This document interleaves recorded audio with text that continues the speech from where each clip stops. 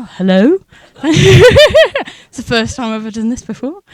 Thank you all for being here. This is a brilliant church, and it really helped me to when I was finding my faith. I was over the fence, but my foot wasn't on the floor yet, and this place really helped me just step it down.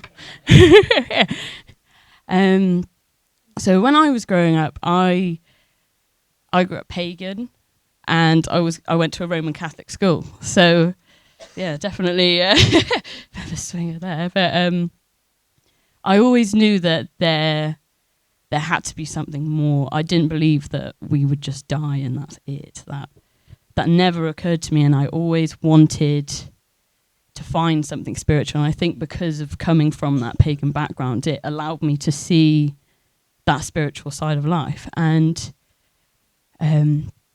growing up, it was we had a great family home, but there was someone in my family who was he was an addict, and my brother's dad, and my mum says he brought this darkness with him into the house, and when he'd leave, it went with him. And I think throughout my life, whatever stuck to him stuck some Velcro to my back, I felt like, and it just followed me throughout my life. And I think because of that, I find it very hard to trust men and people a lot of the time. And it wasn't until I met Josh and he showed me what true kindness was. And I never really met a Christian before. You know, I was very shielded, especially towards Catholicism, and I thought it was just all the same. And I thought, wow, I know it all, you know. And he showed me what true kindness was, and it just gave me hope. And he was always kind. He's always kind to everyone, and generous, and just I'd never seen that. And this was after COVID, and it just added so much to my life that it wasn't even the beginning yet. It was just the introduction, just to God. And me and Josh, you know, I was very pagan, and I was like, you know, I'm not interested. Forgive me not.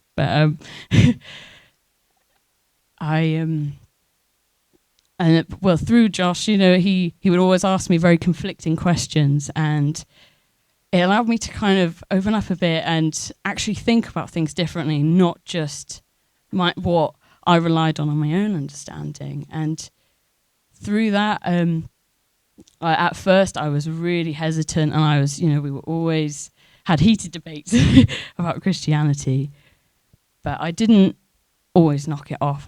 There was always something that was just, you know, niggling away at me, I suppose. And then Josh said to me, he's like, do you want to come to church with me? And I was like, do you know what? Fine. After all of this, you know, I could see that with Josh, it was like he was floating through life, I think. And I just didn't understand. I was just like, how can you just be so calm all the time? And I wanted that.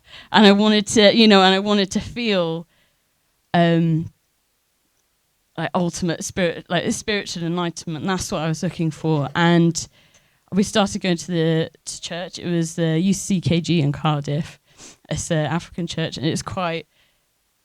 I wouldn't say it's your normal church. They do a lot of stuff that, well, I don't know, but do a lot of like demon casting, things like that. Things that, you know, and especially as coming from a spiritual kind of background, you know, I was quite open to these things a bit more, I think.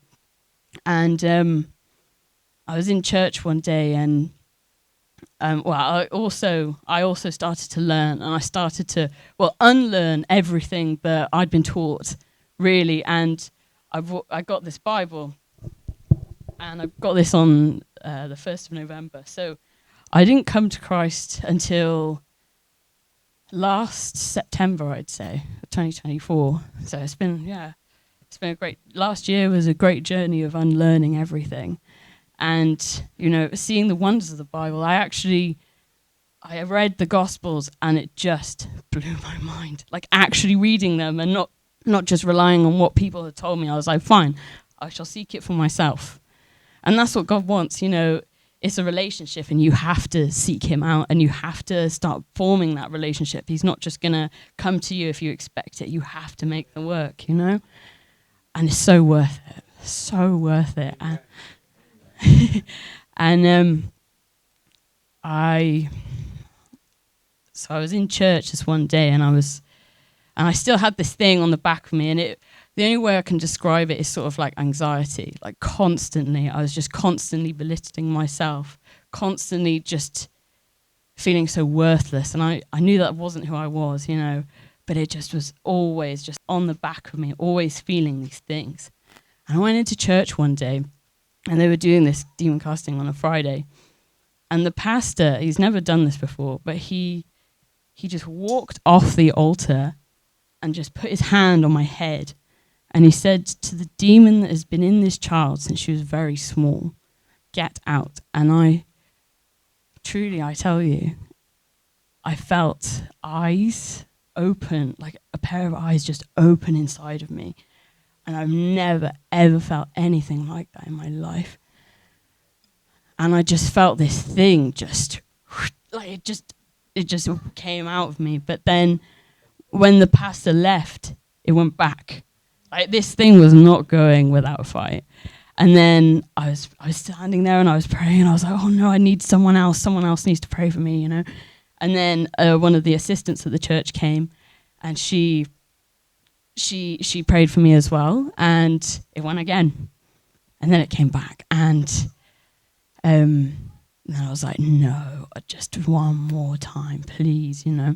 And then the pastor gets up on stage and he says, now pray for yourself. And I had to talk to this thing and it was so surreal. Like, I've never experienced anything like that or thought I would, you know, be open to something like that. But it was brilliant. And after that happened, you know, I thought I was fine. But actually, the couple weeks after that, I felt worse. And I was so angry, more than normal. And what happens is when a demon is casted from you and your temple is empty, he brings 7 friends along to your temple. And you got to clean it out. And I've had a few spiritual experiences before of like when I was in church once, and this is before all this happened, and my feet touched the altar. And I just felt like pins and needles going up my body, but like on the inside, up my whole body, I felt this presence. And, you know, other things like that, you know, I thought were coincidences or, you know, it's just brain chemistry or whatever. But no, you could not explain that. And then on the 1st of December, we came here and I had a deliverance. And I remember that day, I will never forget it in my life. Because I was freed on that day, truly. And what happened was, I remember what was it? We'd come down to Mid Wales for the weekend, and we were at Caleb's house, and then we were in the car. I think before that, it was the day before my deliverance, and Caleb was talking about this guy he knew called Nick, and he said, Nick, you know, he's Nick's one to watch, and it planted the seed, and I was like, you know, and I was still like rattling, I was a bit like anxious, and this thing, like something inside me said, you need to talk to this man. And I just had such an urge to see him, and because he lived in Birmingham, I was like, oh, he might not be there tomorrow, and I was like, I was like, no, I need to pray that this guy's going to be there. And this is like in the car to the church. And I was praying that he would be there. And I had no idea who this guy was. I didn't know why I needed to see him or, you know. But I was like, okay, if that's, you know, what you want, Lord, that's what I'll do. And I saw Nick. And when Nick walked into the door and I was sat there, and throughout the whole service, I think, or before that, you know, I was really anxious. Like it was just like really just being self-inflicting to myself, you know, being like, you know, like through the service and all this stuff. But when Nick walked through the door, my body just turned to him, and it was just like, instantly, looking at him. And it didn't feel like me. And throughout that whole service, I was shaky, like a bit shaky, and I was just like being anxious, but it was in my body. And after the service, I was just sat there, and I just felt like my body start shaking. And it was just like, I was just sat there, and I was like, Josh, I don't know what's wrong with me. I'm just, I'm really like, I just don't know why I feel like this. And he went, and I was like, I need to speak to that guy, Nick. And after that, and they were all stood there, and I just felt like something inside me, just like, it felt like it was screaming, like in my own voice, it was just screaming. And I was like, I don't know what's going on here. And I was just sat there, and I was just shaking a bit. And then Nick came up to me. He said, "Hi, are you all right?" And I was like, "Hello, I don't know why, but I know I need to talk to you, and I think you can help me. I've had problems throughout my life. I've had darkness throughout my life, and I had an addict parent, and I think that's come with me." And then like talking about paganism and other things. My mum has this. She had a what was it? It's not like a voodoo doll, but it's sort of like something like that. And I said about that, and about how like my family say that we are cursed, but because all the women in my family have had children at the same age, 24. I'm 24, and their relationships always ended, and I felt like it was like nearing my time, and I said this to him, and he was like, "Yeah, it's okay, do you want me to pray for you?" And I was like, "Yes, please, if that's all right, because I'm just sat there like this." And then we prayed, and I just felt my hand was just really shaking, and it went throughout my whole body. And I've never, it just was, I felt about this big in my own body. I've never had anything like that. And my face was moving, all this stuff. And then, I was standing there, right there actually, and Josh was in front of me, and Leonie was next to me, and then Nick was praying there. I think Caleb was around. There was quite a few people in the room. And I was just standing there, but I felt so calm. And it was like, all this is going on, my body was just shaking and all this stuff. And I felt so at peace. I was like, yeah, this is what my life led up to, It was just so like, I needed to be there. And it was just like, normally in my mind, I see loads of things, I have a very vivid imagination. That was the one time that my brain was just dark. And I believe it's because God didn't want me to see what was going on. And I think he was protecting me. And all I saw was my brother's dad in a doorway. And I walked up to him, and I turned into a very small child. And I said, "I forgive you." And that just took away all those years of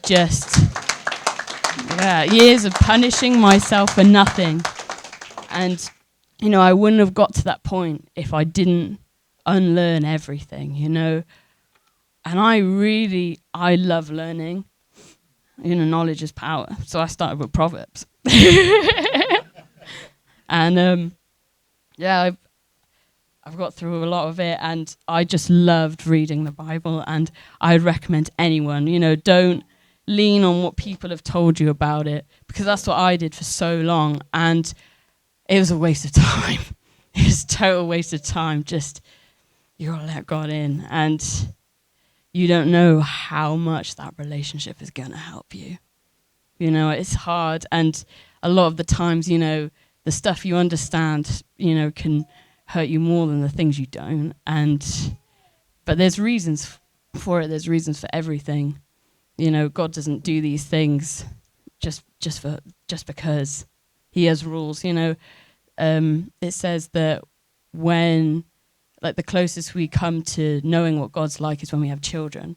And I worked in a nursery, and I asked God for patience, and he gave me a room full of eight toddlers. And and it just, I just really saw God through them, through those children, and just the wonder of the world and, what he can bring to us. And after that service, after that deliverance, I felt such a tremendous sense of peace, and it's just unfathomable. And then after that, Nick was like, right, and I had a lot of pagan stuff. I had loads of it in my house, and I said that to him, and he was like, you have to burn it. And I was like, yeah, don't worry about it, I'll do it. So I got back home, I think the day after, and I shoved all this stuff in two little bags, and I was like, I never want to feel that pain again. And so I put it in those bags, and then it was just, I felt such a sense of relief and just everything. God just completely blessed me. And then after that, we came back to the LBC, and outside you'll see there's a big metal bin, and I stood up on a rickety chair, and I'm terrified of heights. And I and there was this blazing fire, and I put all that stuff in, and I said, in the name of Jesus, may all of this be gone. All this evil that was in my life, And it was, it was hard, a lot of those things, they were my prized possessions, but material is nothing in comparison to what God can give you and what Jesus can give you. And I learned that so fast, and it was just incredible. And I would do all of that all over again just to feel a speck, a piece of, just a little piece, just for one little piece of the grace that God gave me that day, because it was incredible. And it was all from just not leaning on what I knew and looking beyond myself and beyond my own understanding.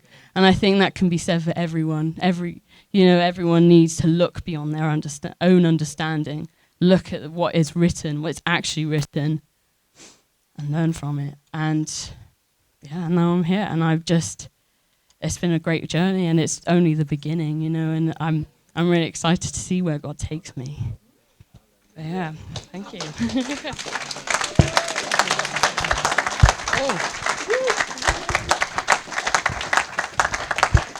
Well, there was one more. Sorry, what were you going to say? There's one more thing I actually did forget.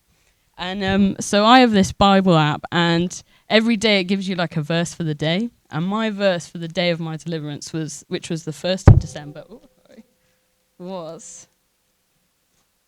it's John 1:5. And the light shines in the darkness, and the darkness did comprehend it not.